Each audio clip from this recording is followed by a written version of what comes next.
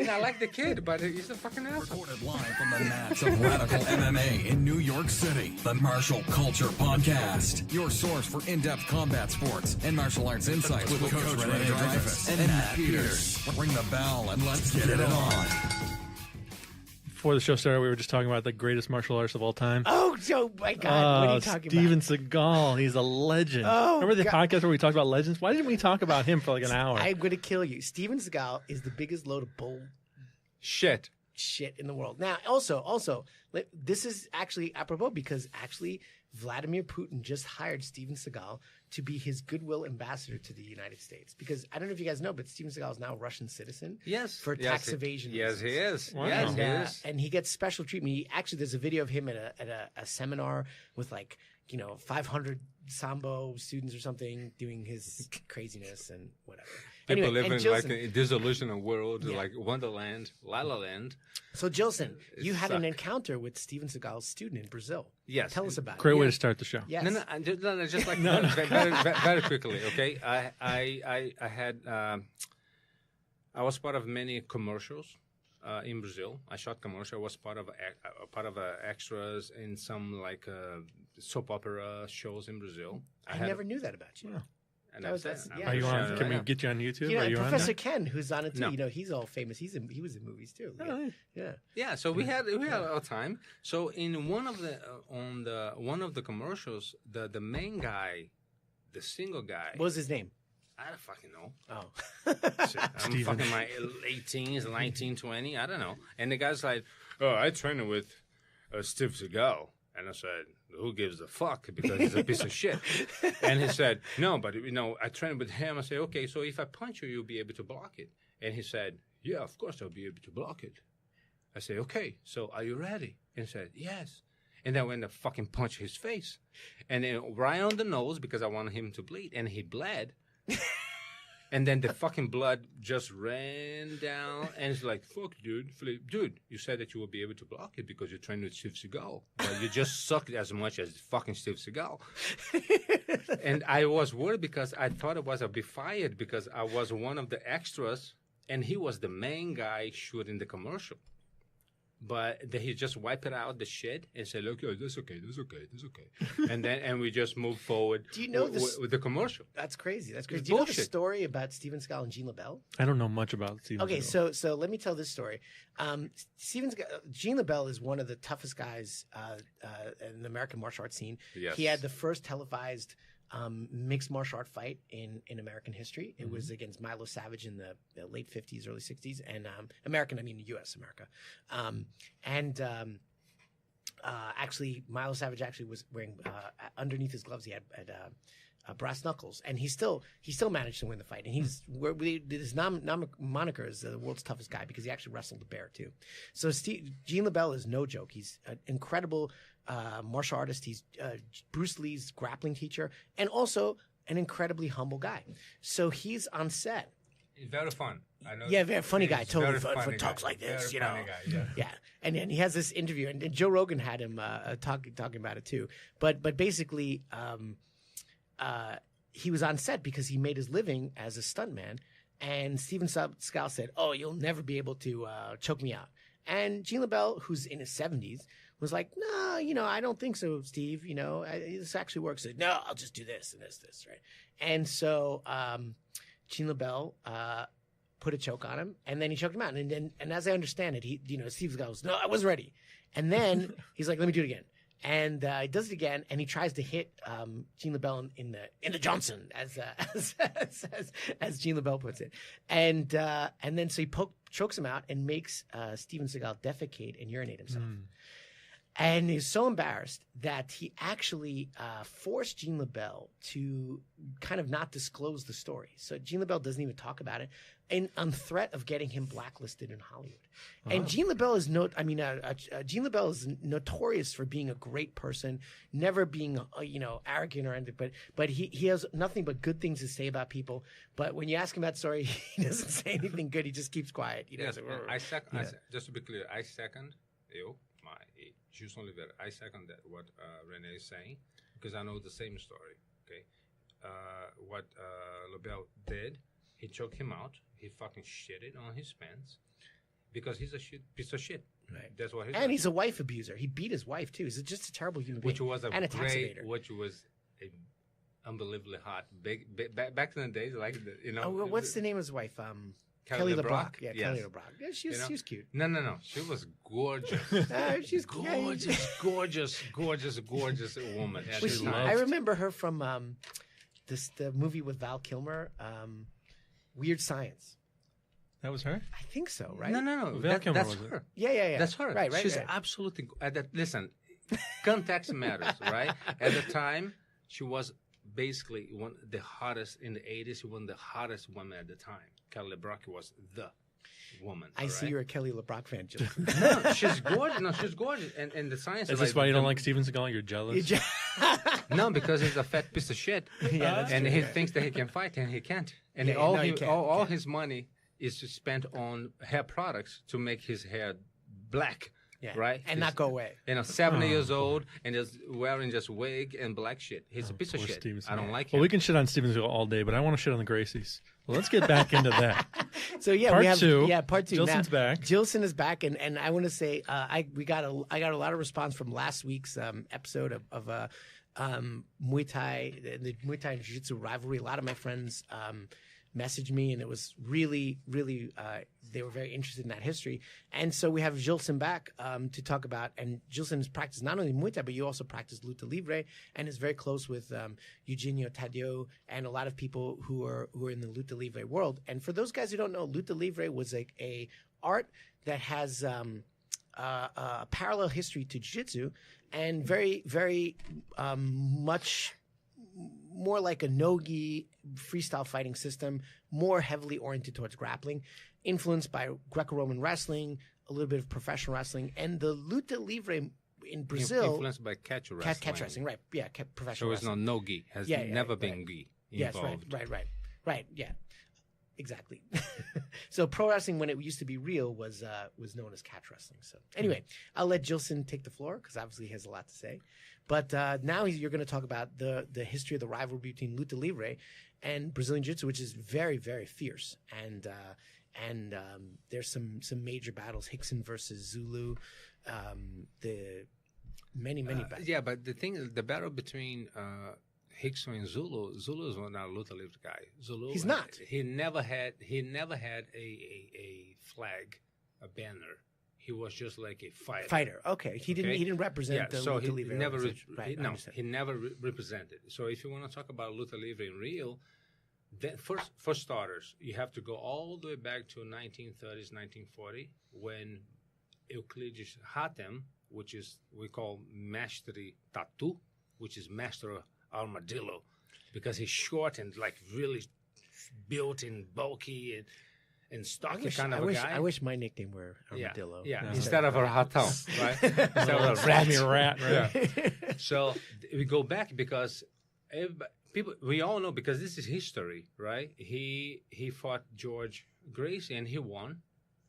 And he fought several other Gracie guys and he won because during the 30s and the 40s, Euclides Hatem, he was the guy in Brazil. He was the guy in Brazil. So it doesn't matter if you come Can from... I interrupt for 1 second? Yes, sir. So some people may not be familiar with George Gracie. So we're familiar with Carlos and Elio, but there are two other brothers, George and Osvaldo. George Older brothers. Yeah, older brothers, right. And George was actually excommunicated from, or I don't know how to say it. He was not part of Carlos and Elio's group, and he was disassociated because the family had a very strong disagreement, and he left the family proper. So that's George. But he was considered a very, very good Gracie fighter. But they kind of wiped his history away a little bit because he was also known as a little bit of a party boy and some other things. And as I understand it, Carlos and Elio particularly Carlos had severe disagreement with him. Okay, that's just to interject that. Okay, so when we start talking about Jiu-Jitsu and Luta Libre, we have to go back first to 1930s, 1940s, where Luta Libre, where Euclides Hatem, Master Tatu, was the dominant guy at that time. 2 decades, no one could ever touch the guy, and he won over George Gracie. and then he won over other greats, but he has always been the guy. In the 1950s, if I'm not mistaken, Grandmaster Helio Gracie challenged him to a fight, and he said, and he declined. And then some jiu-jitsu guy's going to get some shit, say, like, yeah, he didn't want to fight. No. It's because they wanted him to wear a gi. I'm a catch wrestler. I don't fight with wearing fucking gi. So you want me to wear a gi so you can take advantage of it because I'm not used to fighting like this. So that's, and he said, fuck no, I'm not going to fight. But when it came to George Gracie, everybody knows he won by Americana. That's why he won. And he won. Said, but back in the 30s and the 40s, Euclides Hatem, Master Tatu, he was the dominant fighter in Brazil. And if you study the history of luta livre, what people don't do, right? Especially in the United States, they only think about jiu-jitsu. If you understand where the luta livre name came from, and something that René said today, that in 1940s, luta livre kind of turned into three parts. And those three groups were actually related to, one group was the real fighters, let's say Mestre Tatu. There was a group that was a choreographed fight. Yeah. Which became eventually fake pro wrestling. Yeah. Which is like WWE shit. Right. And there was another one that was even like similar to the WWE. So like everything was fake. So there's one that was extremely fake. Ones were choreographed, and so the real fighters, they kind of distanced themselves from those two other areas, lineages, if you will, because they were not them. So that became kind of a culture for some people that's the way how jiu-jitsu fighters at that time, they leveraged this, say, you know what, luta livre is not really real, luta livre is not really good, luta livre is not really a discipline, because they leveraged what happened in the 1940s when they broke into those three guys, three categories. Can I interrupt to say something interesting? Because actually the same division, I was not aware of that it was so strong in Brazil, but the same thing happened in Japan and here in America, England. Catch wrestling or original pro wrestling was completely real.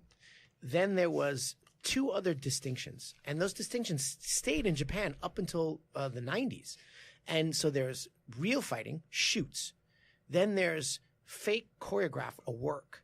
And then there's also what's known in Japan as a hard style pro wrestling, where you actually exchange real techniques in a non-choreographed manner. But at the end of the day, it's sort of like, I know I'm going to put you in a chokehold. If you can't, you have to let me. And if you can't get out, I'm the winner. But if you can get out, we keep going. So it's like somewhat choreographed, but real as well. So in Japan, they call it hard style pro wrestling. It's like a hybrid of reality and fakeness. For the listeners who understand what Rings is, Rings was the last organization of hard pro wrestling in Japan, and UWF as well, where they kind of like semi-real but semi-fake. And it's kind of interesting. It still kind of exists in Japan. It's weird. Sometimes you watch hard pro wrestling and it looks like real. You're like, that's not fake, except it is fake.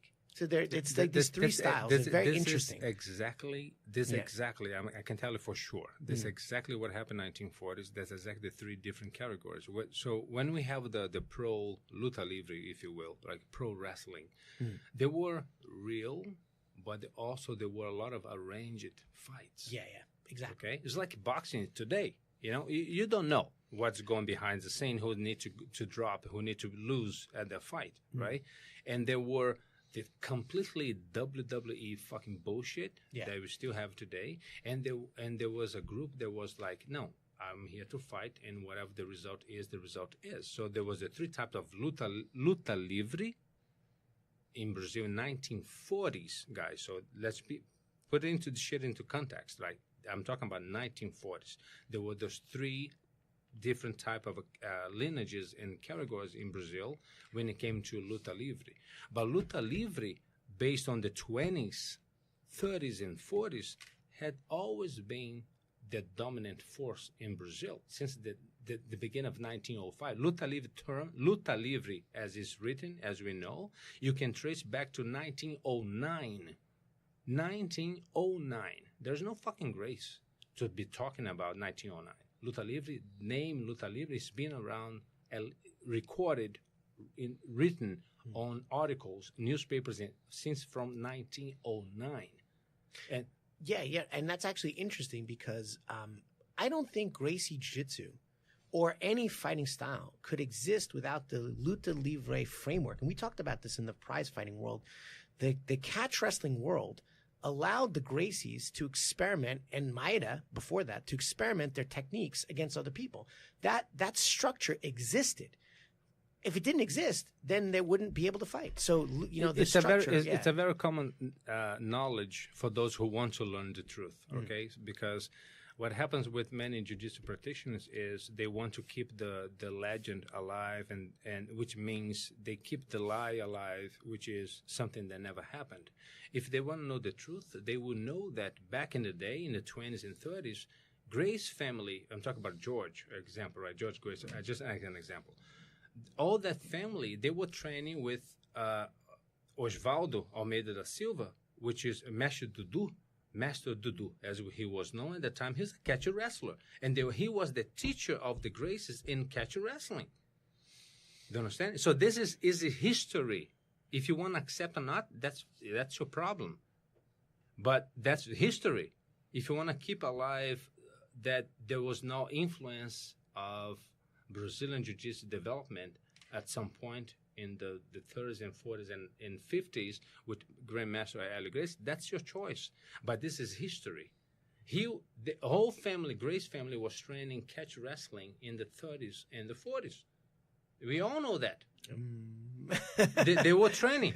That's interesting. We have to have someone. I'm not qualified to say yes or no. I am, so I'm saying yes. Right. And then go to research, and you're going to find it. But the thing is, like, if you go to websites like BJJ Heroes. BJJ Heroes is the shittest place for you to go if you want to know the truth about even Brazilian Jiu-Jitsu history.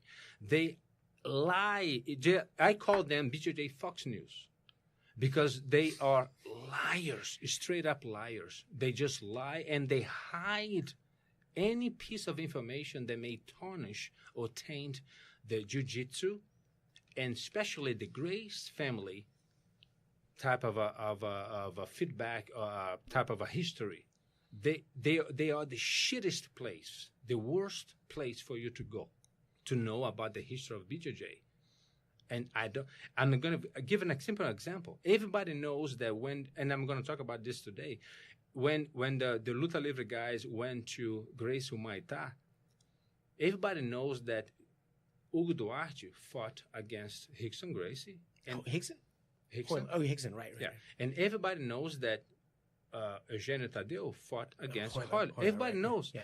If you go to the website, the BJJ Heroes bullshit, they hid history. They say never happened because the Luta Livre thugs started shooting up, and then that's why Rickson went back to them to get a rematch, and then they showed the video that happened 1 week later. But I'm just going to be clear how shitty they are. They hide history always to protect jiu-jitsu. Do you understand? So I'm going to say Brazilian Jiu-Jitsu because they call themselves BJJ. So they are the worst. They are Fox News. That's all. Like they are BJJ Fox News. They hide, they lie, and they hide the history. Anything that may tarnish anything related to Brazilian Jiu-Jitsu, they hide. And then I hate them. I keep reading the shit just to know the shit that they talk, right? It's part of the knowing what your enemy is talking. But it's the worst place for you if you want to know the truth of 80s, 70s, or 90s in terms of Brazilian Jiu-Jitsu. This is the worst place for you to know the truth. They were a bunch of pieces of shit. And I want to be honest fair that there might be some authors there, some researchers, they want to go for the truth, like Fox News, but there is an agenda. And the agenda is anything that may tarnish our reputation, you just change, you reframe the conversation, and you call them thugs, you call them a stereotypical Rio de Janeiro gangster, you call them fucking black and poor, and you read this through the research. And then I really dislike them very much because they suck. It's Fox News for BJJ. Is there a resource that you recommend that people go to instead? Listen, when it comes to I have one. There's a really good author, and it's Jiu-Jitsu in Zona Azul is a book, and he also has Choke, and it's Choke. And this guy has a very, very. I think Gilson, you should give it a rate. It's mostly in Portuguese, but they just came out with an English translation, but very, very even portrayal makes the Gracies look, I mean, human. Let me look up his name. I don't have a problem. Listen, guys. But but I mean, it's I don't have a problem. I don't have issues with jiu-jitsu, luta libre. I read everything because I've been in both worlds all my life. What my problem is when you know that something happened. When I know that something happened, this history, and still you keep the lie. Walid Ismail was at the invasion of Muay Thai. We all know that they fought and Royler lost, but because they don't want to say that Royler Grace lost to Eugênio Tadeu, the Luta Livre guy, they say on the website that the fight never happened. That is my problem. Yeah, no, absolutely. So let me just go it's Choke, Choque, and it's by Roberto Pedreira, and he has a number of books, but it's a really, really honest, in-depth resource on the history, and definitely not pro-Gracie or anti-Gracie, but a real honest historical reference. And the thing is, he cites his sources very, very diligently, very diligent. The same thing with the book we said, which was Fighting Off Your Back, the book we discussed a few podcasts ago. The thing is, when you talk about history, is you have to cite your sources. And those two books, I think, you can say, look, this is the source, this is the source, this is the source. You can really back what you say with actual articles or whatever. The thing when it comes to, and I say this kindly in a way, because most of my best friends in Brazil, they're all jiu-jitsu practitioners. They're all black belt or brown belt. They're all jiu-jitsu practitioners, right? The closest friends, they are jiu-jitsu practitioners. The thing is, like, jiu-jitsu practitioners in general, they live in this, like, wonderland of jiu-jitsu still. And then every time that you say, and also that is another thing, which, like, the metaphor that I use, like, the Grace family is a tree, okay? There is the tree, and there are the branches. And off the branches, there are ramifications. There's other branches. And off of this branch, there are different branches. So sometimes you say, like, Gracie, and someone in the Grace family, like, feel hurt because you're saying the name. Dude, there are 100 people with with the last name. With the last name. Yeah. So there are people today in the Grace family that can't fight for shit, but still have the Grace family. But if you say that, no, this guy suck, oh, you're talking shit about a Grace family. No. He can fight for fucking shit, and that's the truth. Yeah. All right? So understand this, that when it comes to a context of the Grace family, understand that Grace family is a tree, and there are branches, and there are ramifications from the branches.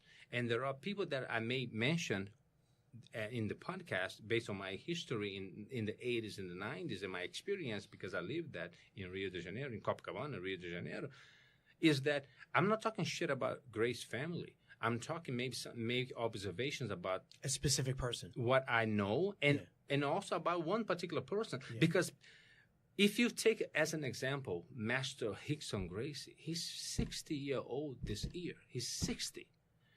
The 60-year-old Rickson Gracie is not the fucking 20-year-old Rickson Gracie. Yeah, that's true too. We all change. And then you go like, no, you're talking shit about Rickson Gracie, the master samurai. No, motherfucker. When he was a 20-year-old, he was like me when I was 20-year-old. We did shit.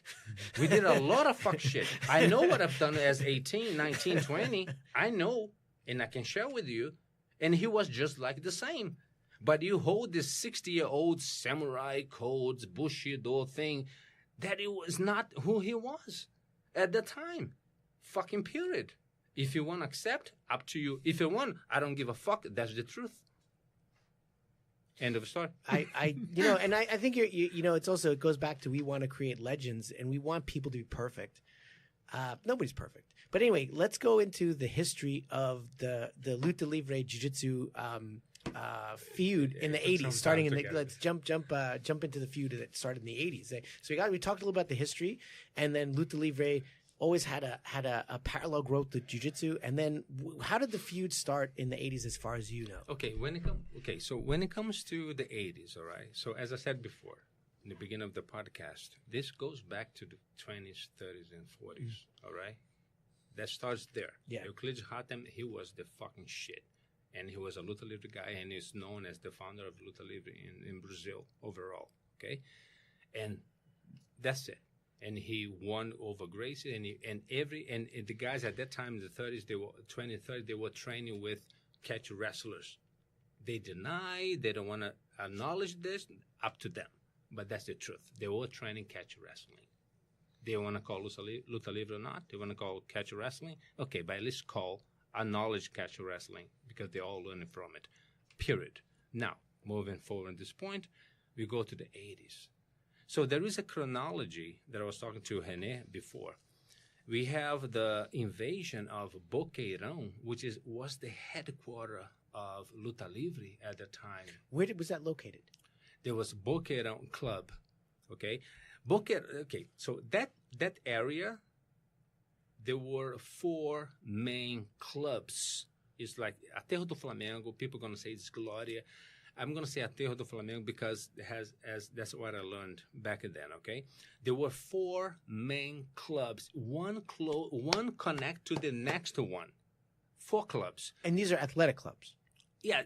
These were clubes náuticos. In English, it would be like nautical clubs. I get it. Boats and shit. And they had like sports. And they had like Chelsea Piers. Yes, that's a good example. New York has a club. Yes. It has some boats and it's on the water. Nautical clubs that happen to have tennis or other activities. They have pelota in Santa Luzia. Pelota is like I don't know the fuck I would say in English. Like a ball game. It's you hit the ball to the wall and you come back and handball. It's like handball. They call pelota in Santa Luzia. So there were 4 clubs. Santa Luzia, Boqueirão, Internacional, e Vasco da Gama. 4 clubs, one next to the other.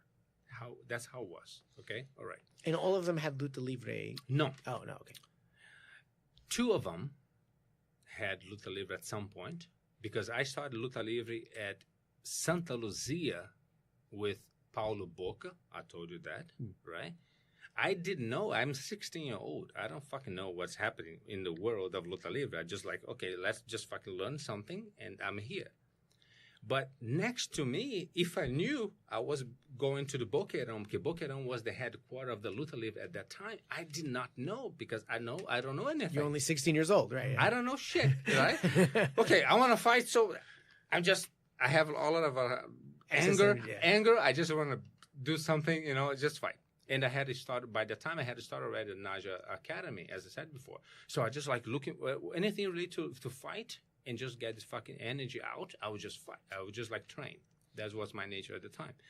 So I was in Santa Luzia, and then was next to Boqueirão. The video that you guys have on YouTube talking about the Boqueirão invasion and the Pepe Beach fight between Hugo Duarte and Rickson shows an image of Internacional Club, not Boqueirão Club.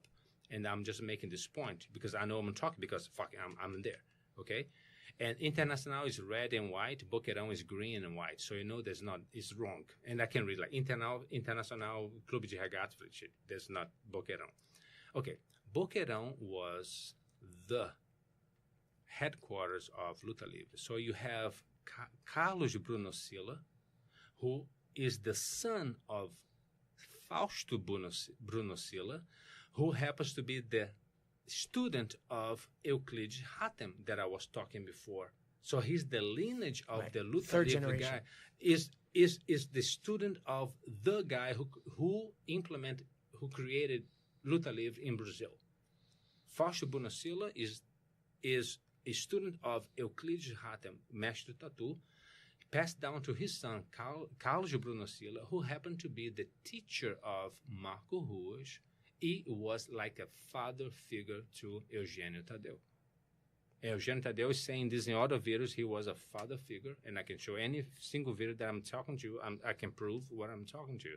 He's saying like he was a father figure. I never paid one a monthly payment. He was always took care of me. He was like a father figure for me. And Carlos Brunocilla, he was one of the main Luta Livre guys in the 80s.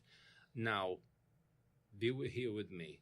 There were at least two other guys back in the 80s in Rio. I'm not going to say Brazil. I can only say by Rio because that's what I was, okay? There were João Ricardo from Budokan e Roberto Leitão. Roberto Leitão e João Ricardo, these were like big, humongous, like huge names in Luta Livre in Rio de Janeiro, in Brazil in general. So they were there. I'm just like making a point that at that particular location, Boqueirão, Carlos Brunocilla and the father at the time, so they were the one running the space. academy, yeah. Okay, and everything was passed down actually through Euclides Hatem, which is Mestre Tatu, who was the guy in the 30s and 40s Right. until he passed away. So what I know is this, and if you go on YouTube, I can translate whatever they're saying, but that's what happened. In 1988, the chronology is the Grace family invaded the headquarters of Luta Livre, which is Boqueirão. Why did they do that? Do you know?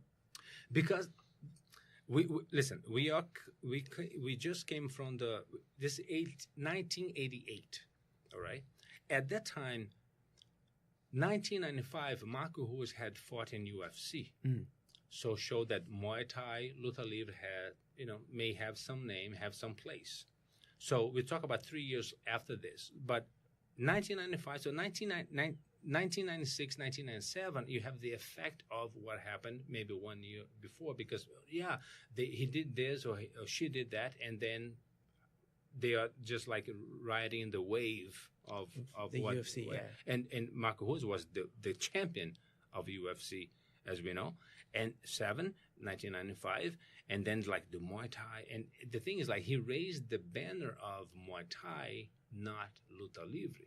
Maybe if he had raised the Luta Livre, maybe Luta Livre would be in a different place today. Yeah. And that was something that happened. Many guys that won, that we know they were Luta Livre guys, they didn't raise the Luta Livre banner or flag at the time. They just like Muay Thai, and then later on, Marco Ruas went for Ruas Vale Tudo. Tudo, yeah. Yeah, you understand? But never Luta Livre.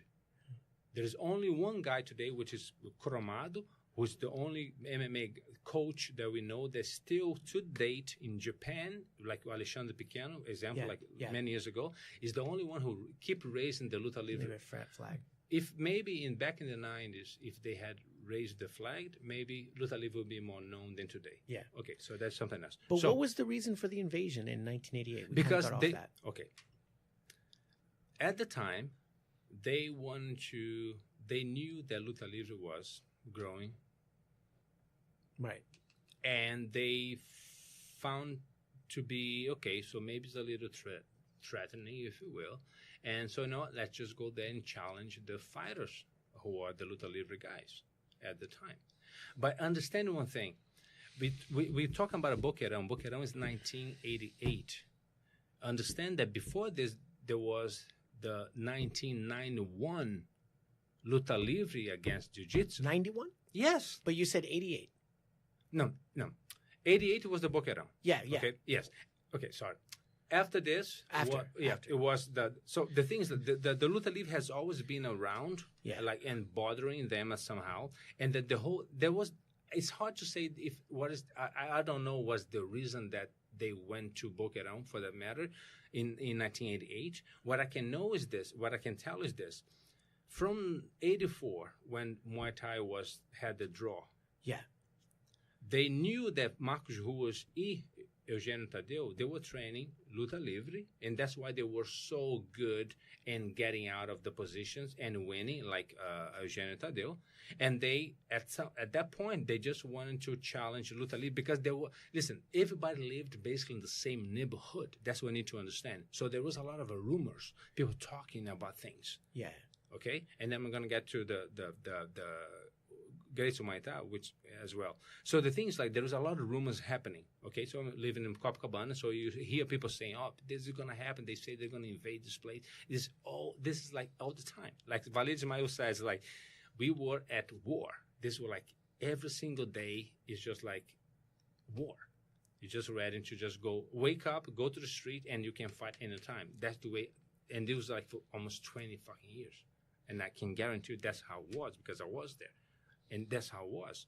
And the thing is, so the point, I cannot tell you 100% why did they, the reason behind it. What I can say is that Grandmaster Hélio Gracie, Rickson Gracie, Sérgio Malibu, they went to Boquerão. No, they were my people. Oh, I'm just talking to people that we know by name, right? And they went to Boquerão, which was the headquarters of Luta Livre. Bruno Silla, Carlos Bruno Silla, he was the main guy there. Bruno Silla, and I have a video with Marcos Ruas saying that. Bruno Silla and Marcos Ruas saying, I'm translating what he's saying, and he says, maybe he wanted to like to start something, maybe kind of a promotion, and he called me. So he calls Marcos Ruas, say, listen, go to Boquerão right now because Rickson's going to challenge you to fight. And Marco was like, why? What's going on? Just go there because he's going to show up and he's going to challenge you. And Marco goes like, okay. And he went there. This is in YouTube. Okay? Anybody who speaks Portuguese can fucking translate what I'm saying. He got there, and then the Grace entourage came.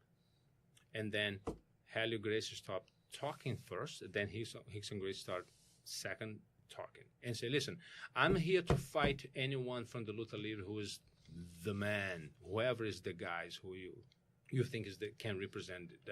I can fight 1, 2, or 3. And Hélio Gracie said the same thing before him. 3 in a row. The kind of a bullshit that they used to talk, right? Can fight 3 in a row and now end the fight.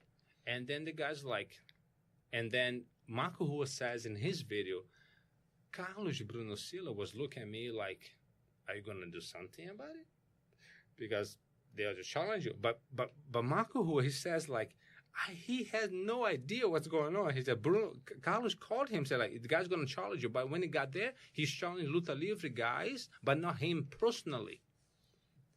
And then, I want to make this observation. Marco Rua says, I want to see Rickson Gracie tell in my face that he did not say what he told me. That, no, I never challenged you. There was with the Luta Livre guys, was nothing personal. Because he told later on in some other interviews, yes, I went there and I challenged him to fight and blah, blah, blah, blah, blah, blah. But in my face, I'm talking about Marco Ruas. In my face, he never did. He said a completely different story. And I want to tell him, if he deny in my face that he said, then I fucking fight him. Because he's fucking lying. And I'm translating what he's saying in the video.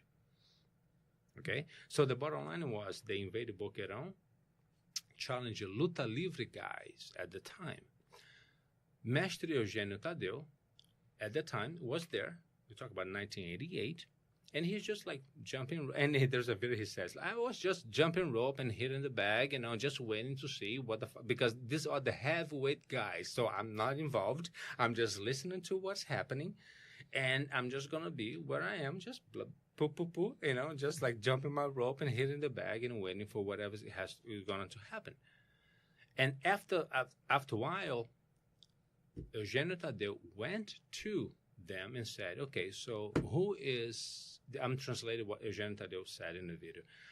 I went to them and asked, who right now, the Grace family, right now, is here. That is my weight, then I can fight.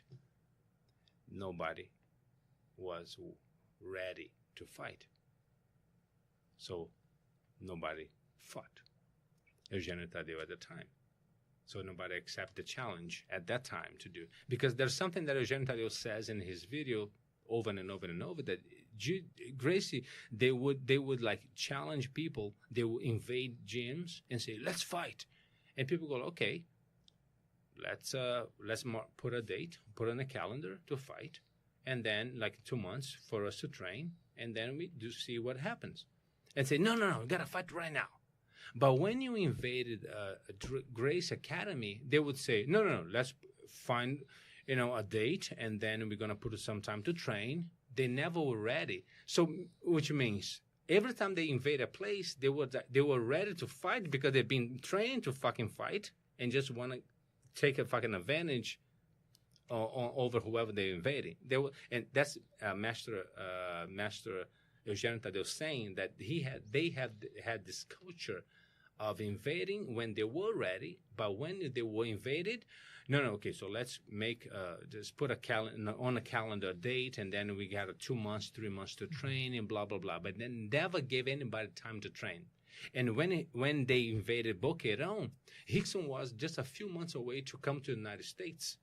That's when he moved to the United States, and also Hanzo at that time, even younger, but he came to the United States in late 80s. So no, I'm not going to give any time.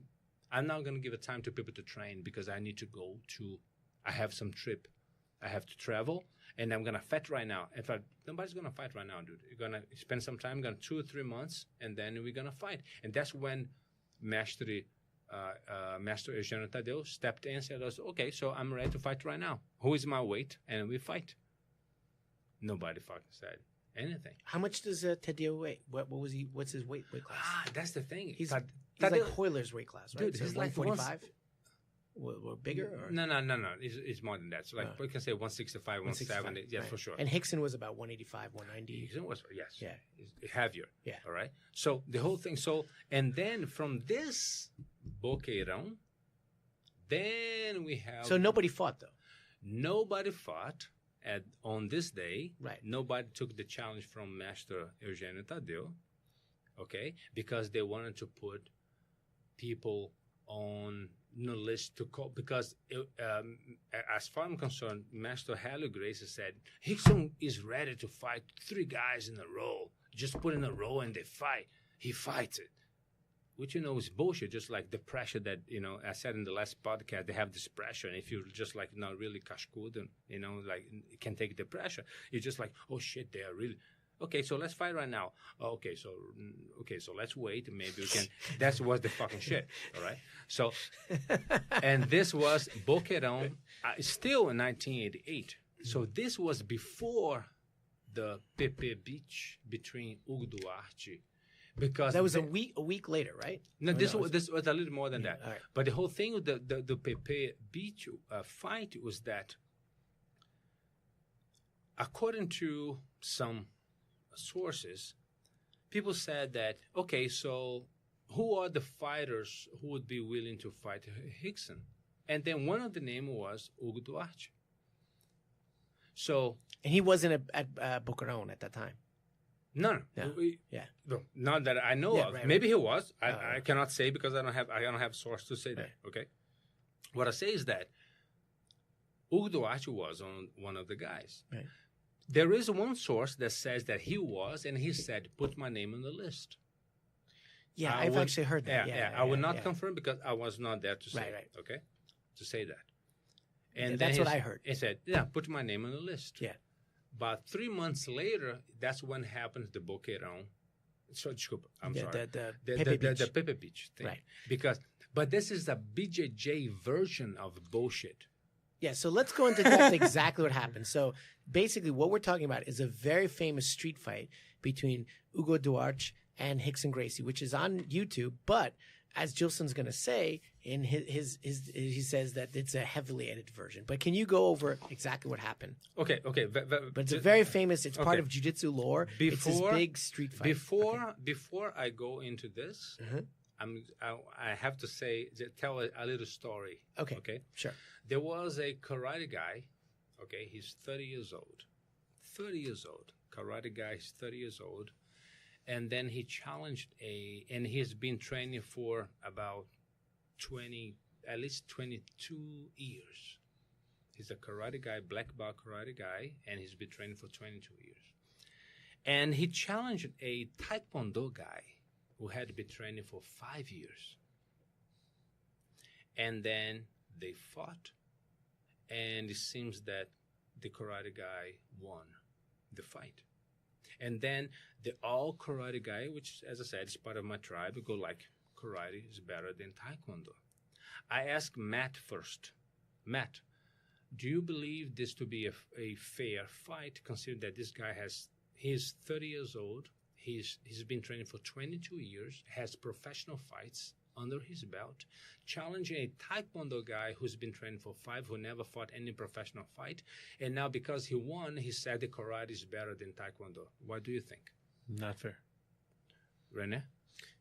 Yeah, that's especially when you're talking about someone who has professional fights and someone who doesn't. That's a mismatch. Okay. So that's what happened at Pepe Beach. Nobody fucking talk about that. Rickson Gracie was fucking 30 years old.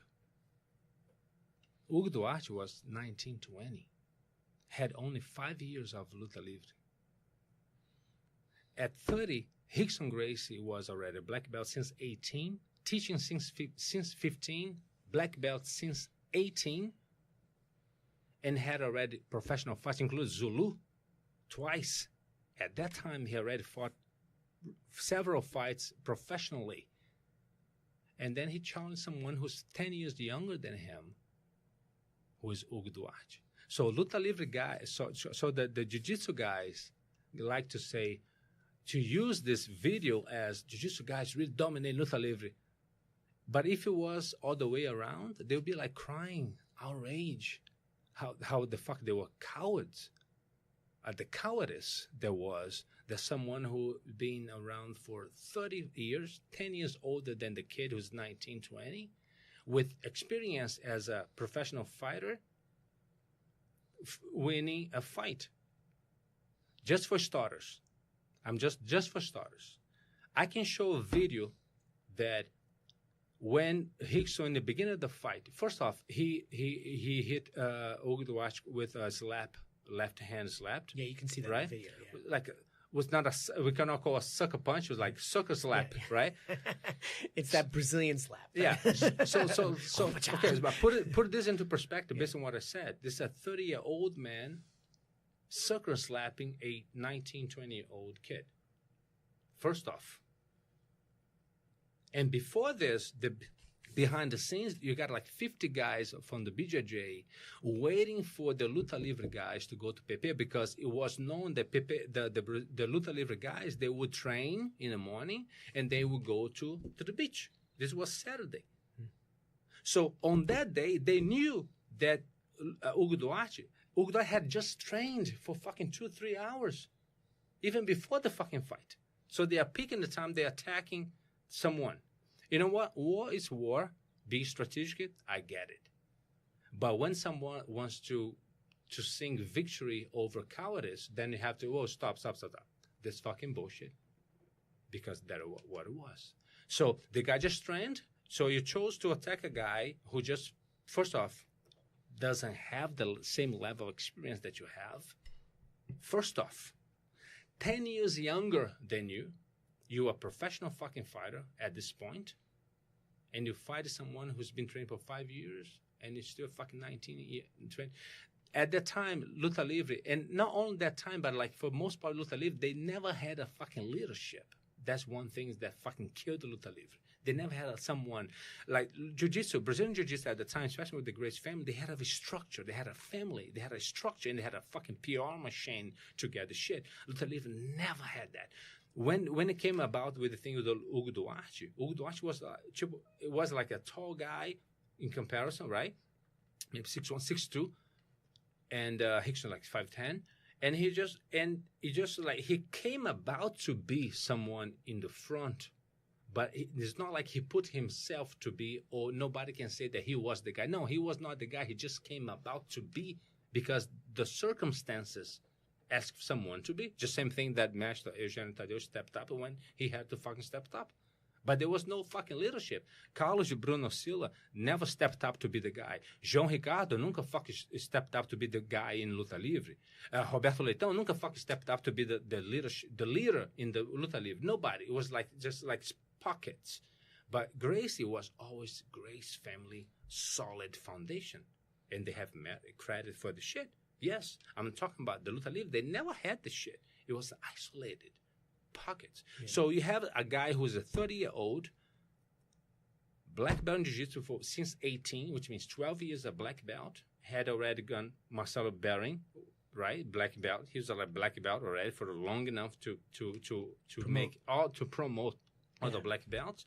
He had already professional fights, including Zulu, which we know he fought Zulu twice. We only have on TV the second fight. The first fight he won as well. Yeah. All right? Against a 19, 20-year-old kid, which is Hugo Duarte. There was, at the time, they said, no, put me on a list. I'll fight him. But he had only 5 years of training. So, like, when it comes to technical skills, it's very likely that he would lose. But it's still, he's fucking stepped up because I'll fight. Like myself, I can't fight. Whoever wants to fight me, I fight. Whatever the different skills. And he did it. And then what bothers me is that, first off, most thing that we have on YouTube is heavily edited.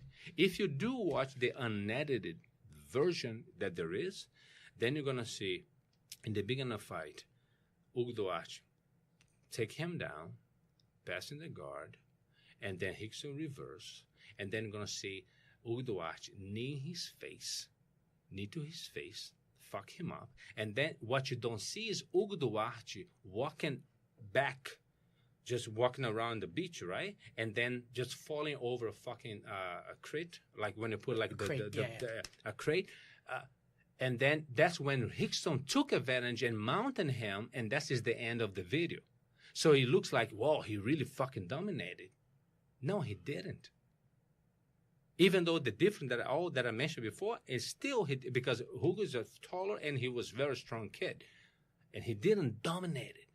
And in the beginning of the fight, you can watch again, all the same Bayanada shit. It's like the same fucking thing. And he didn't win the way how people, but the jiu-jitsu guys, the Brazilian jiu-jitsu guys, they live in fucking wonderland, still, and they don't accept that. No, he didn't fucking win as you think they did. And watch the condition. If he was the Luta Livre guy, 30 years old, experienced fighter against the jiu-jitsu guys, everybody would be like outraging right now. Everybody would be fucking outraged. Jiu-jitsu guy, the community would be like, no, that's cowardice. It's a 30-year-old against a kid of 20. But because of jiu-jitsu, it's just fucking conservative Republican kind of a mentality bullshit. Like whatever they do, I accept it because. Where did you see the full unedited version? You can, even of like BJJ Heroes, they have the unedited version. Really? Yeah. The full version? Yeah. Oh, I've never seen it. You know who shot the video? Do you know who shot? Malibu? Ryan Gracie. He's Gracie. A fucking 13-year-old. They say it's 12. That's right. He was about 13, 14. You're right. He's just like, shooting, like, get the fuck out of the way. He's the fucking kid just shooting this thing. So it's like, it's fucking great. But the thing is like, then if you watch the whole video, it's like, it's very hard to see because there's so many people around it. But what I can tell you from the beginning, Rickson tried to take him down. He didn't get the takedown. Hugo took him down and got the mount and got the pass, and then Rickson go reverse and then keep fighting, and it goes around and then stand up again, and they seem to just like swinging as we see in MMA today, and then Hugo goes like fucking knee to his face, like fucking beautiful. That's great, and then there is no other part that he falls back on the fucking box and the crate. And then Rickson took take advantage and just mounting him, and that's the end of the video. Mounting him and just like punching his face, and then they get up, they go to the water. Hugo Duarte, the unedited version, Hugo Duarte go to the water. He washing himself. He comes back, and then Rickson goes to him. So okay, so if you want to try, in Portuguese he's saying, if you want to just fight again, then we fight again. I said okay. That's when they went to Gracie, invaded Gracie Maitá. How long ago after that? When A fucking week so. a week? Yeah. Yeah. And that's when the great Gracie Muay Thai. Yeah. Because first was the advantage was caused because he fall over the fucking crate, Yeah. the fucking box shit. That was the advantage. Because if you watch, Hickson was one. Like they were fighting like 1-on-1. Everybody was like at the same fucking level, you know. But you can see clearly, just like a Duarte, just like knee him in the face and shit. There were good fucking moments there, but ended with Hickson mounted, and then the jiu-jitsu guys, jiu-jitsu. No, fuck you. And then a week later, the Luta Livre guys. Let's put it like a list later because I don't know the exactly. Yeah. Yeah. But Okay. So very soon afterwards, right. And I've heard this story where the but you tell it. You tell the story about how the Luta Livre guys showed up at Gracie Muay Thai. Gracie Muay Thai is at this point now the headquarters of Gracie Jiu-Jitsu, the Elio side. Because the Carlson would teach somewhere else, but Muay Thai is an area in Rio, and now Hoyler, one of the teams, is actually called Gracie Muay Thai. It was the main Gracie Academy in Rio at that time, right? Yes. For the Elio side. That's the thing. Like when you say like Grace family, When I say Grace family, I'm talking about Grandmaster Elio Gracie and his sons. Right. That's what I call Grace family. Right, but it is much bigger, like we were saying before. Yeah. So So because it's at that like- point already yes. Carlson had split off. So when I say about like Master Hands of Gracie, I'm not talking about it's not, for me. It's not Grace family. yeah, It's part of the Grace tree, right. but it's not Grace family. I'm talking about like if you talk about a Grace family, for me it's like Grandmaster Elio Gracie. We talk about Hodion. We talk about Helson. We talk about Hickson. We talk about Harley. We talk about Hoyce. This for me is Grace family. Right. But that's not that. Was some people But- would have a problem with. Yeah. That. So like fuck Gracie, because this I don't like Rodrigo Gracie, and you go like, and everybody was like, oh, he said shit about a Grace family. The whole tree wants to fucking kill him now. And by the way, so you guys know, Rodrigo Gracie is one of the guys that I adore in Gracie because I met him when he was like 15, 16. Yeah, you met him at a club, right? In In disco. Scala. In the Scala. Oh. Scala is a club. It was a club. They had a matinee for teenagers and kids, and then had the adult section. Very kind. I love the kid. We would hang out. I would just hang out with him like for a lot. And I love the kid, but I don't know the man that he became. But I know the teenager was like I really adore the kid. As I understand, Rodrigo Gracie, and I've never met him personally, but I met his students. I met many of his students, and I've never heard anyone say anything bad about Rodrigo in my life. Nothing. I've only ever heard good things, and his students are also great people. Yeah, the only thing about Rodrigo Gracie that I can say is that he went to California and then he stayed with Horace Gracie, which is someone that I just like.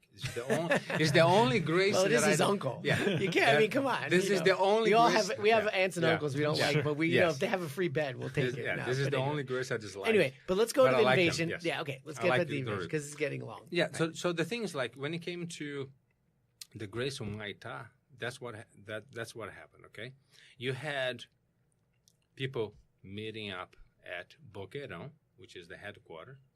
We had about 80 to 100 Luta Livre guys, and they just went to Gracie Muay Thai. Okay. Once we got there, they were looking for Rickson Gracie. Is Rickson here? No, he's not here. And then, of course, as I said before, Elio Gracie is the shit, right? The man is the man. Elio Gracie is just solid. And look at Hugo Duarte. And Hugo Duarte says this in the videos like, man, he was really an interesting guy. He's just like, oh, my son, great. You have really disposition, have a drive to fight. Okay, so Rickson's not here, so let's call him. And they call Rickson because Hugo Duarte came to challenge Rickson because he doesn't believe that what happened on the beach was fair. Right, because he fell over the crate. Yes. So they call Rickson. At that time, somebody calls Carson Grace Academy. Listen, Luta Livre is invading Gracie Muay Thai. And then you see Valide Mayu saying, fuck, who's coming with me? And Valide Mayu is always the guy in the front. Like, he's the shit. I love the guy. I love him. I love the guy. And then they went to Gracie Muay Thai. But the bottom line was this. That's what I want you guys to understand. Was based 90-100 against 8 to 10 jiu-jitsu guys. That was the fucking bottom line. Just like the invasion of the Naja Academy. Which is 25 against 5. Right. If it worse odds. Worse odds, right. But as I understand it, the Luta Livre guys acted like gentlemen. For the most they part. were. Yeah. You have Valid Ismail saying like the guys were men and they honored their word because Hugo Duarte told Professor Helio Gracie, as I said before, like Master Gary Master, I call Professor because I have Professor Helio, Professor. I give you my word that nobody's gonna get involved. It's just gonna be one-on-one, so everything is gonna be okay. The safety of you guys is gonna be kept.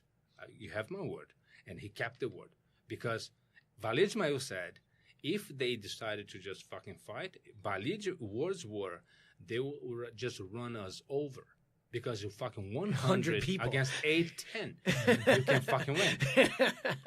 Yeah. It's just a matter of time. Yeah. It's just like fucking Thermopylae in Spartan. You know what I'm saying? Like you have 1,000 against fucking 300,000. It's just a matter of time. Yeah. You're gonna fucking lose, right?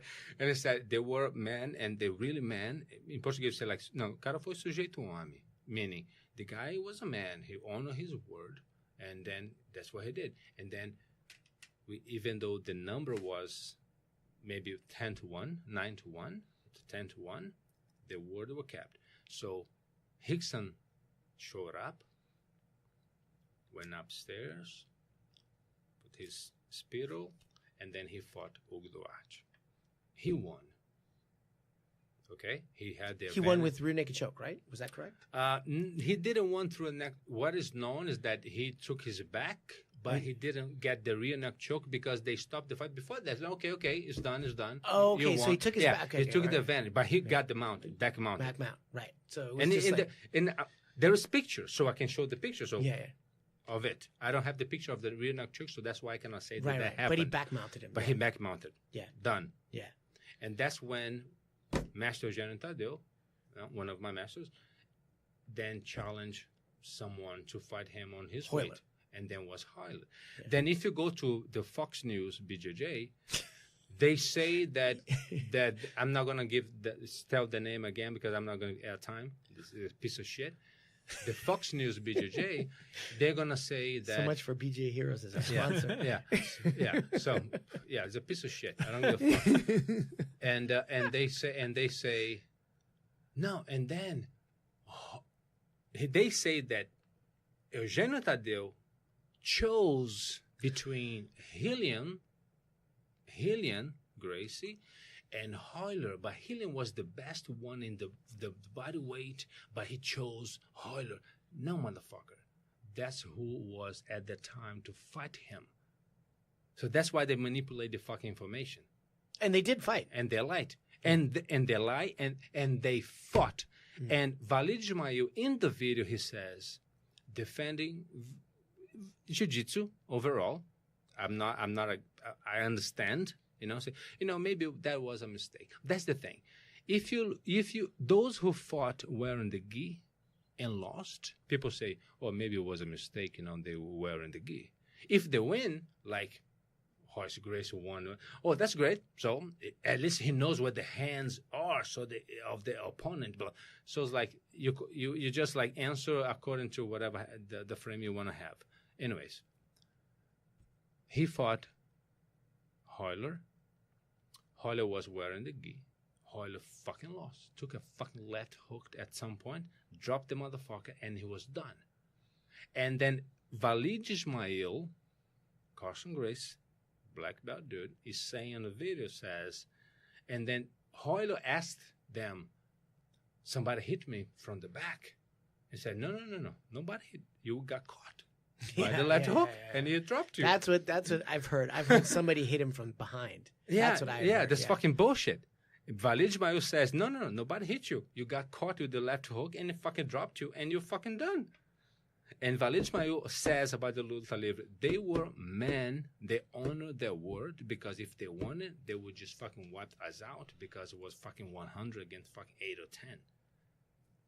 Just to make clear that the translation that all what happened in the invasion of the Luta Livre guys, invading the Grace Humaitá. Guys, this is still 1988. Yeah. Okay? And from 1988, then the Luta Livre invaded Brazilian Jiu-Jitsu tournament in 1991. No kidding. Yeah. Oh, man. Well, okay, what happened then? So... Oh, wait, that's the one with the big riot. No. No, okay. All right. The Luta Livre invaded Nastra Jiu-Jitsu tournament, Nastra Jiu-Jitsu, this is 1991. By then, Rickson is out, Hanzo is out, everybody's already in the United States. When you say invade, you mean they entered and competed, or they just went to it. And they But just people, listen, if you have 100 people of one particular martial arts going to a tournament and go like, this motherfucker's invaded. They didn't invade it. They went to, and there was interpreted as invasion. And maybe it was invasion. I'm not defending. I'm saying like maybe there was. So I don't know. there's a big fight broke out. I wasn't. No. Oh no. Okay. No. Okay. Have you seen the YouTube video where Ryan Grace is fighting Tico on the backyard of a house? Tiki Gosen. Tico. Tico. No. In the backyard of a house. No. So you guys don't know fucking shit. So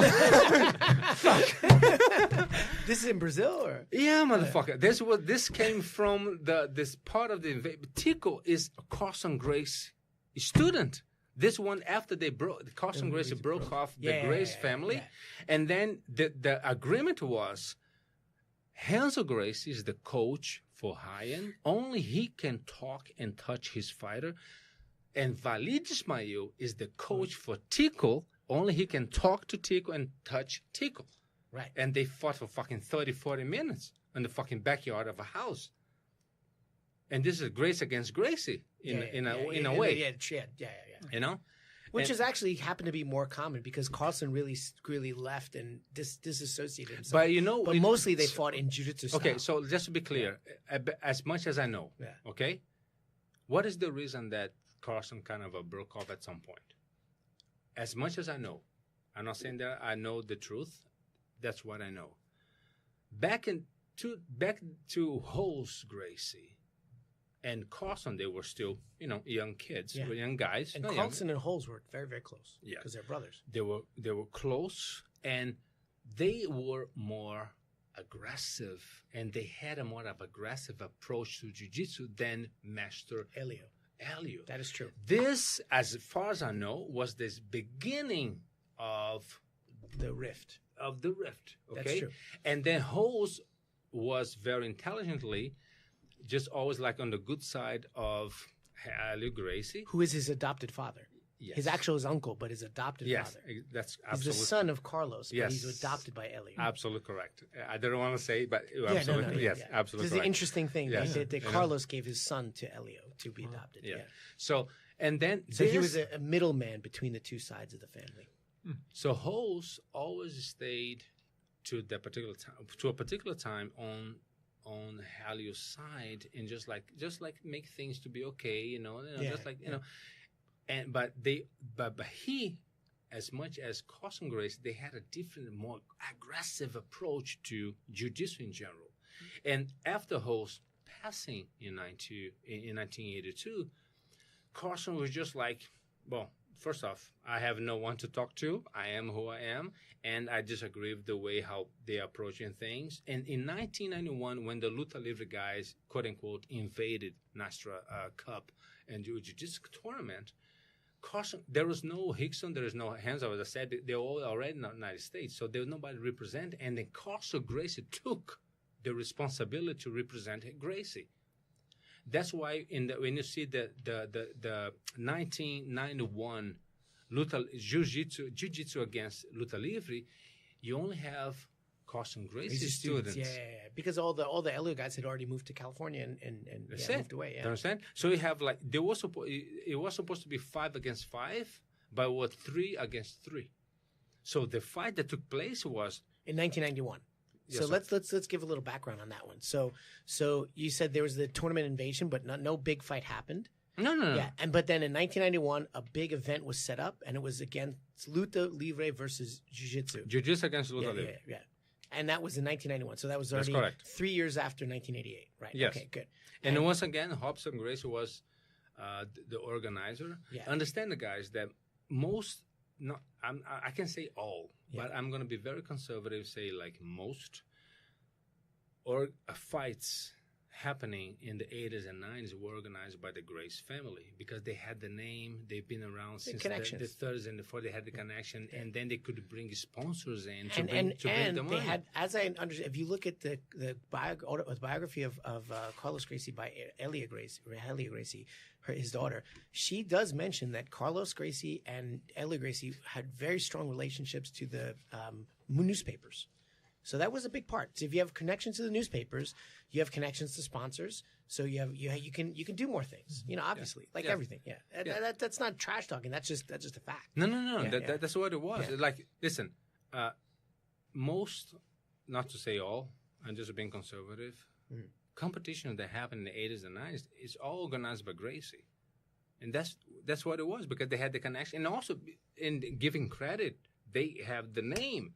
Yeah. They've been fighting for so long, and people don't remember Master Tatu, Euclides Hatem from fucking 30s and 40s, but they still remember from the 50s, Grandmaster Elia Gracie, the Gracie guy, fighting, losing, but still have the name and still fighting and winning other ones. And then he brings the sponsors in. Yeah, absolutely. And then we're going to talk about 1997. But let's talk about But the 1991, in the end, we had out of 5 fights, you had only 3. So you had Valide Ismael against Eugenio Tadeu. Valide, again, Carlson Gracie student. They're all Carlson Gracie student. Murilo Bustamante. The man, master fighter. Against Marcelo Mendes. And Murilo Bustamante, the only person to tap someone twice in one fight in the UFC. Matt Lindland tapped him twice in one fight. Good, nice little fact there. And then you have Fábio Gurgel, General. Oh my God, the general, against Denilson Maia. Yeah. The jiu-jitsu guys won the 3 fights. Period. There's nothing to say. Okay? So they won over the Luta Livre guys. But these are not Gracie family guys. These are Carlson Gracie, more aggressive and different perspective. I don't know if you could say, because I don't think Fábio Gurgel considers himself of Carlson Gracie because he had a number of different training backgrounds. And mostly he was a whole student. But according to himself. Okay, so then you have 2 samurais and 1 Ronnie. Yeah, like, I have no master. You know, it's just like me. I'm not like no, but I don't. Look, I'm not going to wade into what Fábio Gurgel, Master Gurgel, considers himself his lineage. But I don't believe that he considers himself. I don't believe I don't believe he raised the flag of. I do understand. Right, yeah. So that's what happened. 1991, and they won. 1991, I can assure you, in Copacabana, Leblon, Ipanema, all the core of Rio de Janeiro, like South Zone, as we call it, Zona Sul, there was a boost for jiu-jitsu. Yeah. Fucking definitely, because they won over jiu-jitsu. All fucking Luta Livre guys, they won the guys, period. Only that, my observation is this. Marcelo Bering, he was...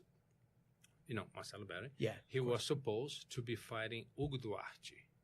He got injured. I can tell you there was more drugging happening at the time, and I'm not going to spend on that. Yeah. He was just not ready to fight. Yeah. And the second was, and Marcos Ruas was supposed to fight Amaury Bitecci. And then they said that didn't happen. Didn't happen because... if you go to a Fox News BJJ, they're gonna say that Marco Ruas was missing from the fight, whatever the fuck that means. So if out of 5, the big guys' names they didn't fight, and they had Denilson Maia was a big guy back, but he's still like, for me, Denilson Maia is like just like Hugo Duarte. He's still a young guy, fighting those known names in the mid 90s, in the late 80s and 90s, in big early 90s, to be fair. So that's what happened. So bottom line is this: Jiu-Jitsu won 3-0, boost to BJJ at the time, and here we go. 1901, and then 1993 came, UFC came, Horson Gracie is kicking ass in UFC, and BJJ was the shit. And then a few years later, Hickson goes to Japan and does amazing too. Yeah. 1995. I'm not going to even talk about who is fighting. I'm not even, because just... Oh, you know. No. I'm not even going to talk about it. I'm just going to say... those people, listeners, right? Listen to what I'm talking right now. First, what you need to know is this. I've been a strength conditioning coach. I was a strength conditioning coach for 22 years in Brazil, in the United States. And I had the honor to train people from all disciplines. Jiu-jitsu, Muay Thai, kickboxing, wrestling. I trained them all.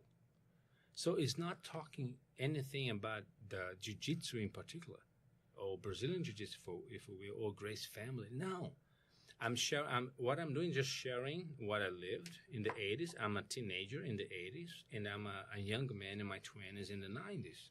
And I'm just sharing what I lived because I was in Copacabana, and Copacabana was the center of all this shit.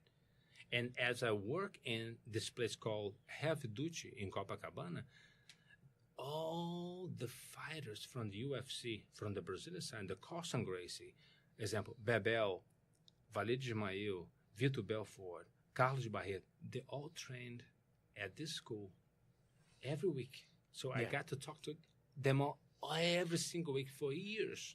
And their coach, which was Rogério Camões, someone that I know from 1990.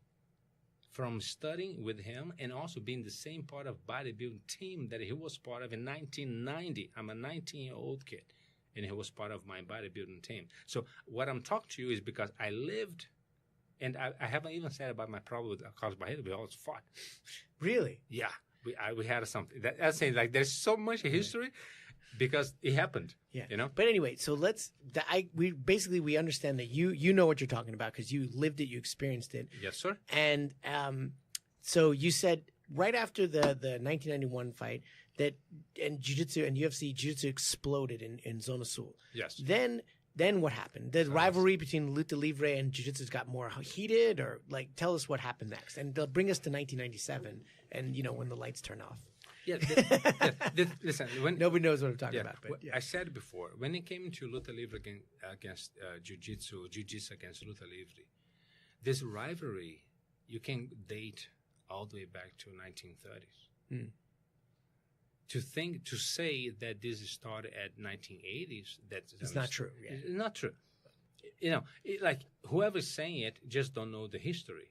If you go through the history, like René, like myself, we have like a scientific mind. We need evidence. We are researchers who like to study things. The shit goes back to the beginning of the century, all right? And then going to see the rivalry. Now, in the 80s, more evident because now you have things as phone, video, the video, hand camera, and the people can shoot something, whatever's happening, and I was talking to René probably 3 weeks ago, and I was like, fuck, man, sometimes that I feel bad about is like, back in some of my days of fighting, I don't have the footage, and I feel incomplete because I cannot show what the fuck I did, because it's the 80s, not the fuck everybody Me too. Yeah, they carry like an iPhone and you can shoot, and so it's like for us that are part of this generation from the 80s to the 90s where the technology like took a leap.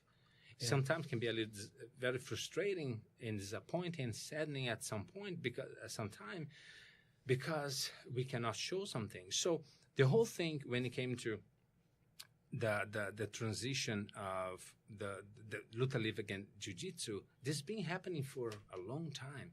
And what happened in 1991 was a great boost for Jiu-Jitsu, Brazilian Jiu-Jitsu, and I'm going to say Brazilian Jiu-Jitsu.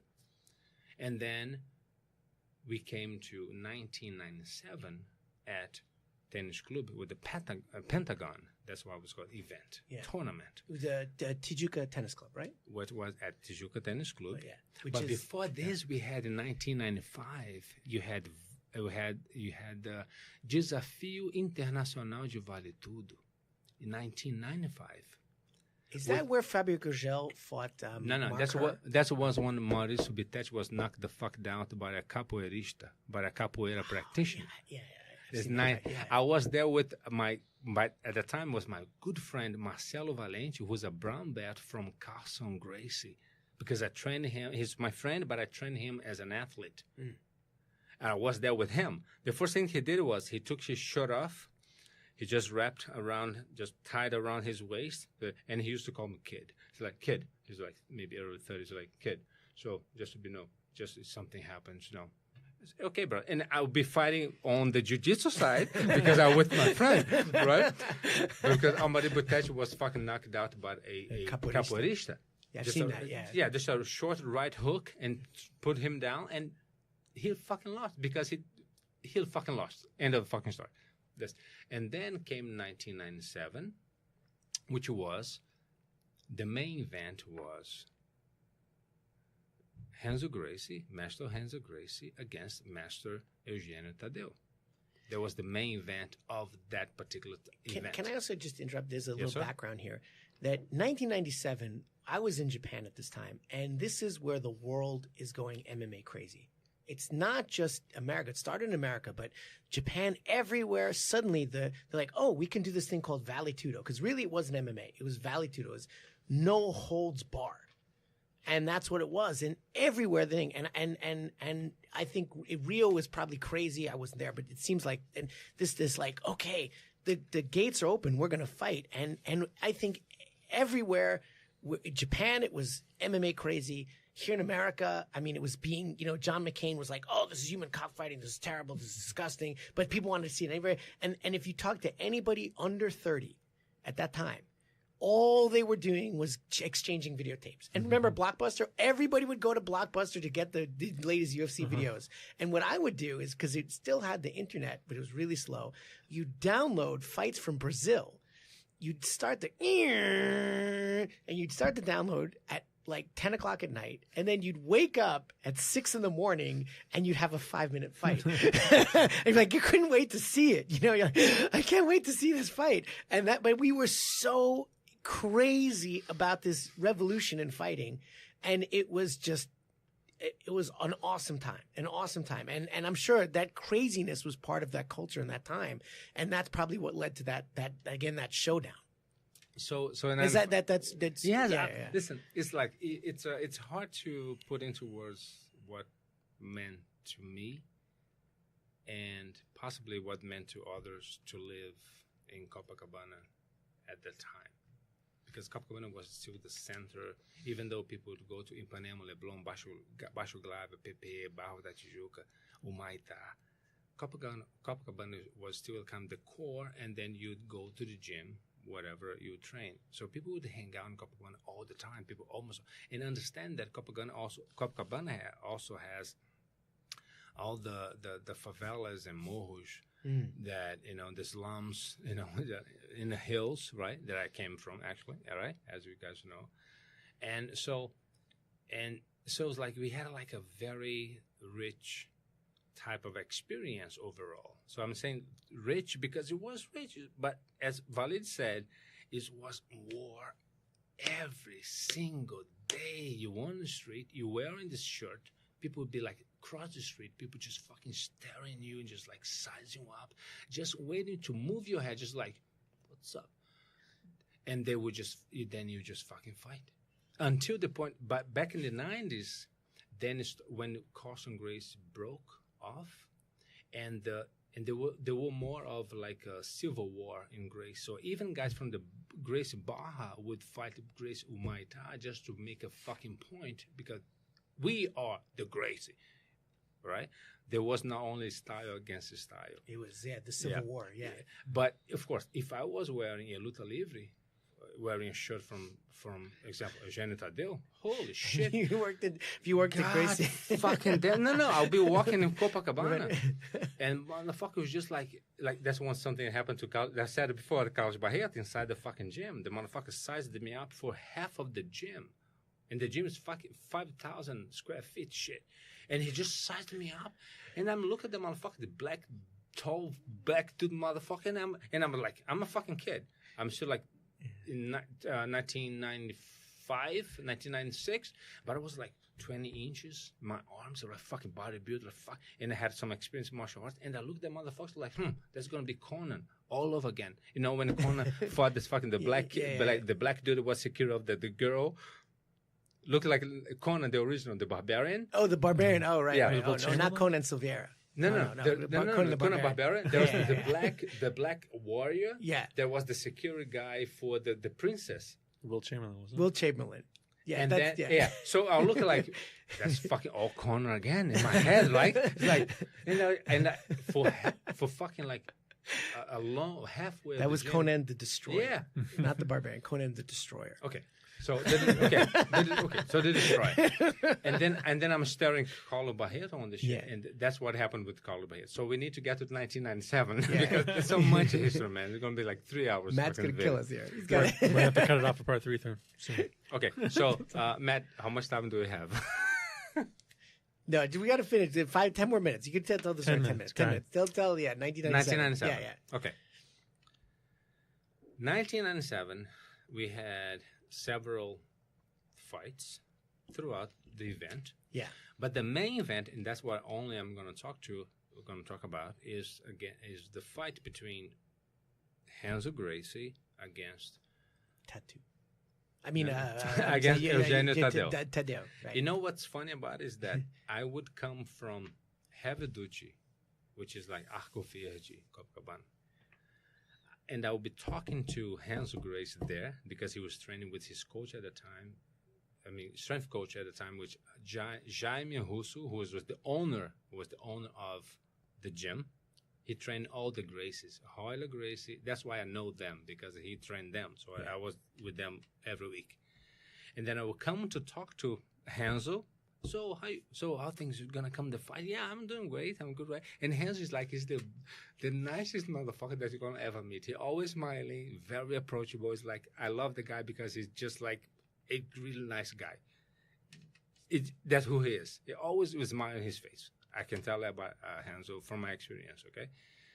Even when I moved into the United States, I went to his school. He's the same guy, just smiling. Hey, what's up, fala bichão? Which is another way to say it, like bichão, like, hey, what's up, brother? You know, I said, lovely guy. I love him. One of the two guys that I love in jiu-jitsu, Carson Gracie and Renzo Gracie.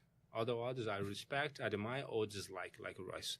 So I would talk to him. How are you doing, brother? But I'm doing great. Everything's going to be nice and blah, blah, blah. And then I would just walk out of the Heveducci and then just like make right around the corner and go to Academia Pedro Aquino Academy. And who would be trained there? Eugenio Tadeu. And then I talked to Fala, Eugenio. Hey, Eugenio, what's going on, man? So what's up? So I was going to go fight this, like, I'd say like 97, they were about to fight. And that would think about in my field that I worked with everyone. So I knew everyone, you know? And then I was talking, and no, everything's going to be okay. It's going to be all right in school. And then the day came. Tijuca Tennis Club, 1997. Okay. So, from what part do you want to start? The fight itself? The fight, yeah. Okay. So, the crowd was crazy, though, right? okay. Sorry. The Luta Libre guys, they were very confident on Eugenio Tadeu. Even before the doors are open, there were a huge number. I'm talking about 200-300 Luta Libre guys wearing the shirt, fucking Luta Libre, ready to get in. Okay? The gates were open. Luta Libre guys just fucking rushed in, and then came in. And Luta Libre presence on that fight, just to give a context, was similar to what Luta Libre, what Jiu-Jitsu was in 1991, because they said that Eugenio Tadeu lost the fight the same way that Denilson Maia, who fought Fábio Gurgel, lost, because they could not go back to the ring when it was supposed to. They were thrown out of the ring. Oh, right. And then because it took a little longer I mean, the combatants fell out of the ring. Yeah. No. They fell. They were thrown. Right. Or fell out. Yeah, okay, right. whatever. But they didn't restart in the same position. And they didn't get back when the referee was telling, if you're not here by now, then I'm gonna just end the fight. Right. And then both fights were won because they said they didn't come back at time when what they were supposed to.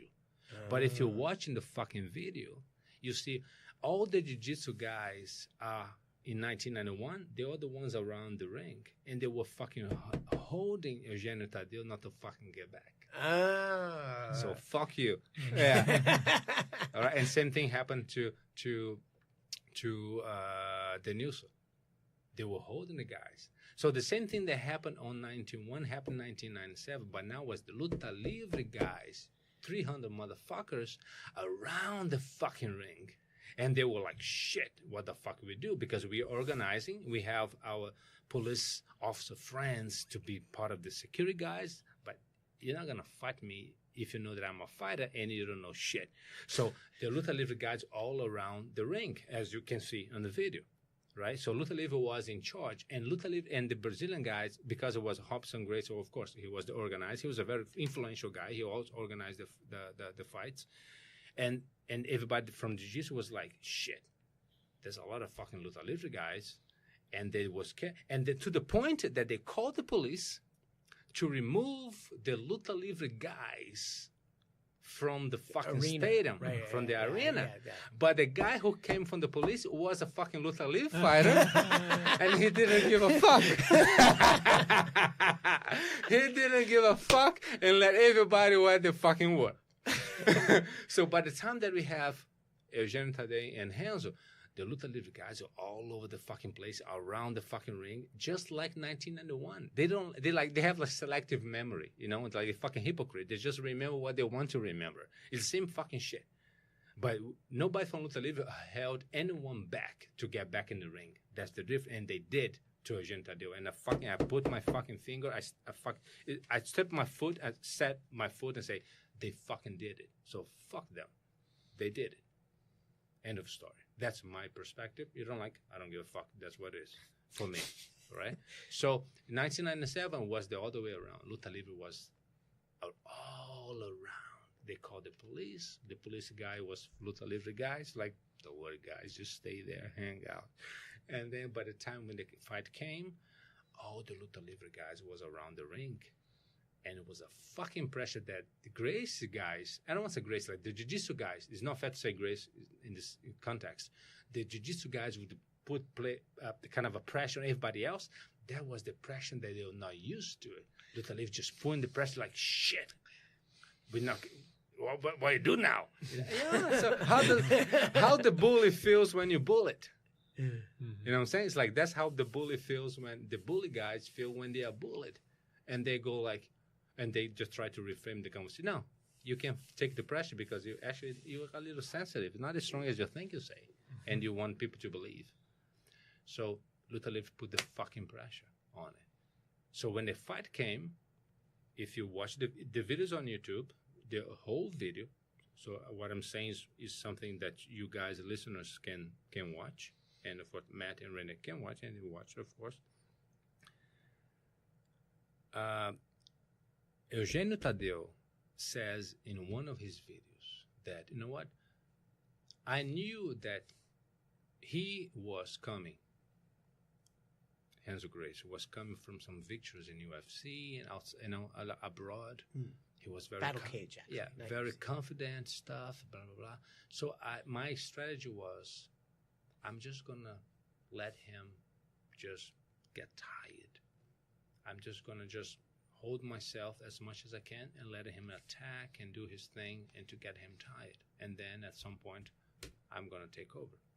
That's exactly what he did. Just watch the video. The first minutes, Renzo Gracie was the one really taking action on the fight, taking him down, put him down, and to be on his guard and punching, blah, blah, blah. Halfway into the fight, he gassed out. And that's exactly the strategy. All right? That is okay. So now All right. So let's see what you can do now. Tie it, because jiu-jitsu guys, including you, Rene, all says like, no, it's very important to train when you're tired, because that's when it makes real difference, absolutely. etc. And Absolutely. So they believed that he could do something with tired and he could do shit. And then Genita was like, all right, that's the time, and let's see what you have right now. Yeah. See what you have when the gas is When you gassed out. Yeah.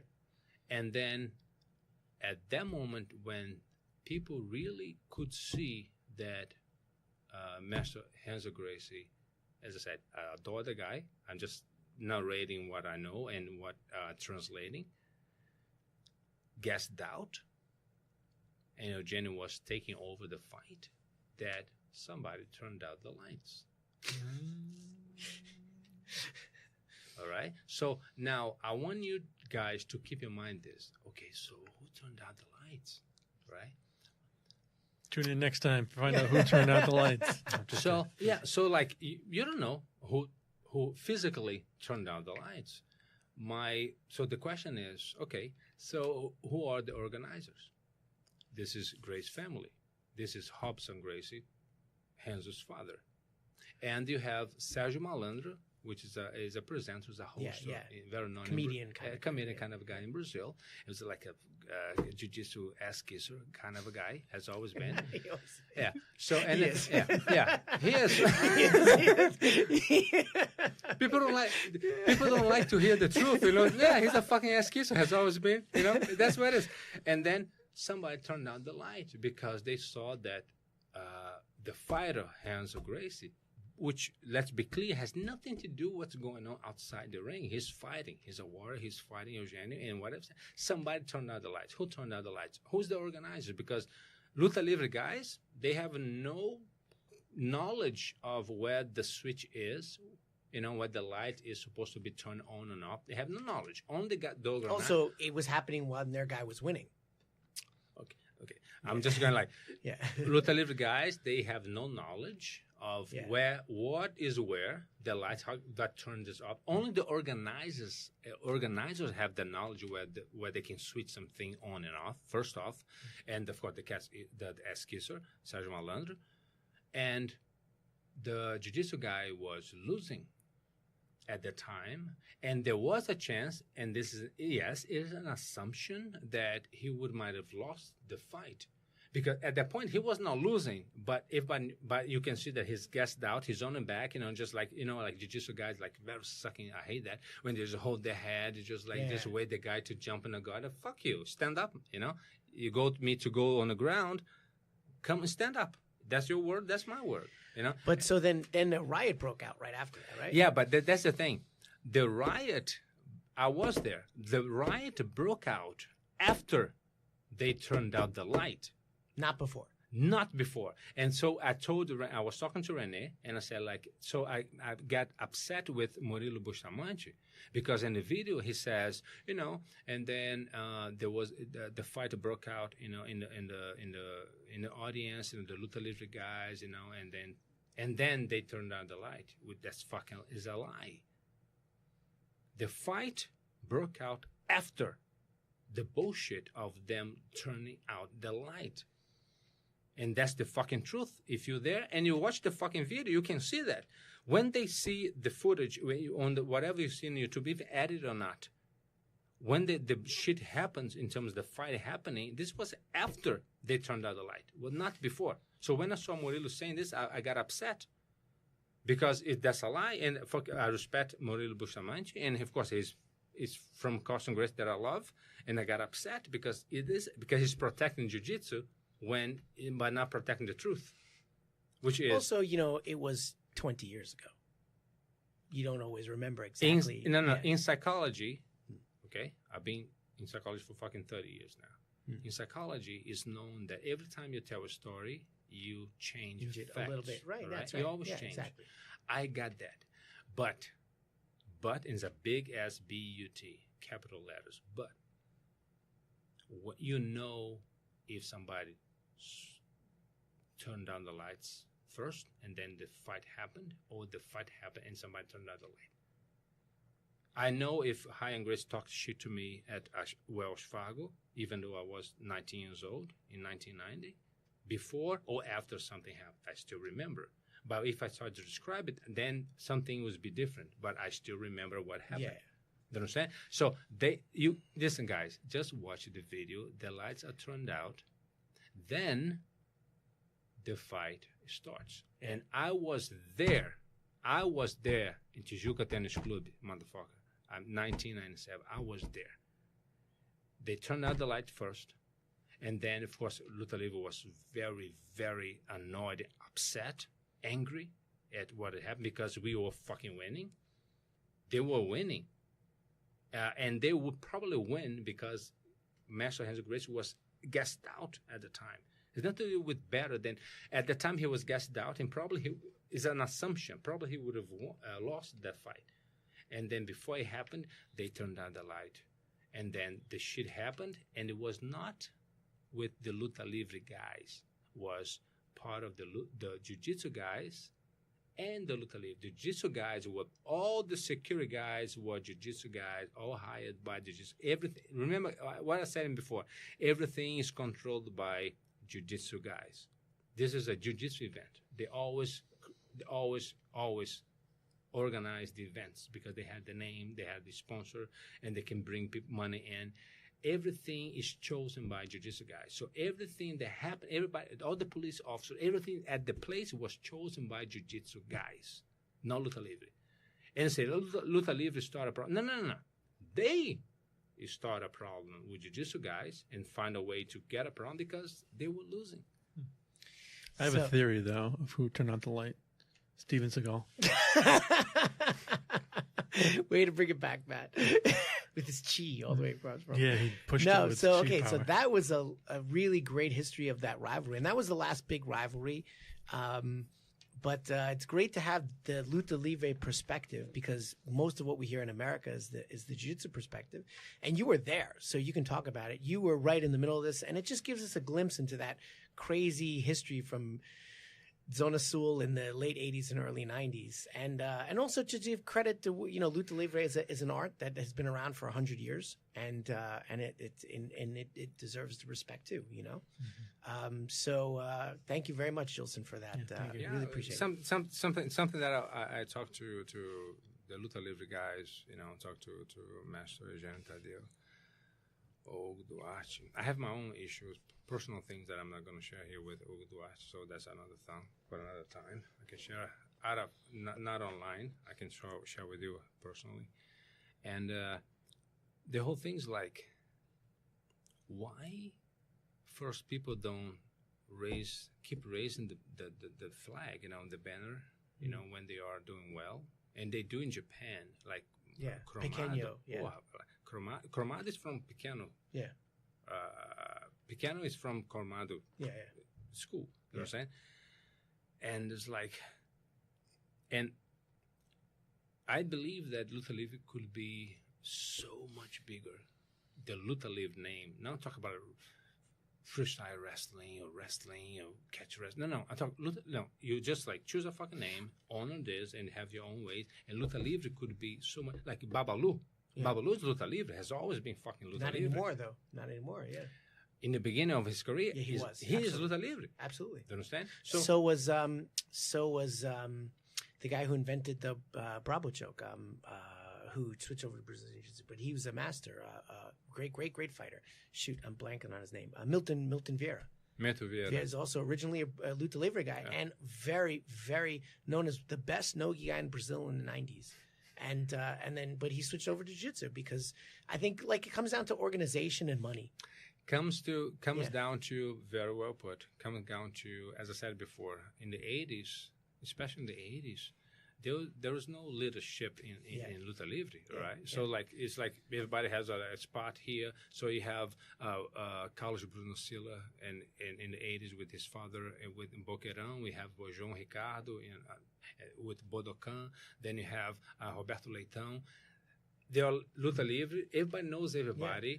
They kind of are training with each other from time to time, but they're not really together. No, you're absolutely right. You're absolutely right. I think that one of the successes of any camp in modern MMA or the great success of the Gracies was due to organization. And that's the truth. But I think we're going to have to wrap it up here. Gilson, thank you so much. Yes, and it was really fascinating. And hopefully we can this adds to the discourse. And probably we're going to get a whole lot of hate mail too. But, we have to give different perspectives on. And, in America, we're very familiar with the jiu-jitsu perspective, but it's nice to hear the other side, Yeah, it's like, listen. No, but thank you. I think. So we are wrapping up. So Yeah. I just want to say this. My last words are this. Hate mail, I don't give a fuck. Because, you have the right to your opinion. I have my opinion. Only that I lived it, and you just read about it. You just watch a fucking YouTube video. So I don't give a fuck. I really don't, because I don't have to. Because first off, I lived it. You don't. So you Google shit that I lived through. So fuck you. I don't have to care about you at all. And also it's I haven't told you guys. Let me just say this before we finish. It's very cool, very cool, very cool. There was a guy, Tadashi Takeshi, the karate guy, one of the karate masters in the late 70s and late 70s and early 80s. He started a school in Rio de Janeiro, and also later on in São Paulo as well, and 500 meters, 0.3 miles away from the Gracie School. And there is rumors that Holz and Carlson went to his school to challenge it, because I said before, Gracie did this all the time. I'm talking about early 80s, right? And if, like myself, you were in the karate community in the 80s going to the 90s, you knew that. Jiu-jitsu guys, no, never happened. Especially go to Fox News, BJJ, never happened. But the karate guys, no, they happened. The Holz and Carlson went to his school, was close to Carlson, and to challenge guys, not because they're not invading. Just, you know what? I'd like to show that my art is better than yours. I want to be in the top of the food chain. Yeah. That's all. Yeah. That's fine. I understand that. And then Tadashi Takeshi sensei locked the door and said, yes, but I will honor my art to death. So we're going to fight to death. And they were the first thought to any one of us would be first off, I haven't come here to die. Second, I haven't come here to kill anyone. I don't go to fucking jail. And they just you know what? Great. Let's do it another day. And they left. Karate guys in the 80s, they knew about the story. But the Grace will deny that ever happened. If you go to Fox News BJJ, they're going to say, no, never happened. No, it fucking happened. But only is not shared because, we go tarnish, the family name that they yellow out, the chicken out, and they have left, especially people that I love like Holz and Carlson Grace. But it did happen. But for my karate family, I just want to say that, yes, they chickened out. Okay. As much as Renee's giving evil eyes right now, Brazilians are just chickened out. They chickened out. No, I'm not saying it didn't happen. Anyway, okay. But the context, you're not here to die. You're here just to prove your fight, right? Yeah. So that was the context. So I understand that. All right. Thank you very much. No, thank you very much. Thank you. Thanks, guys.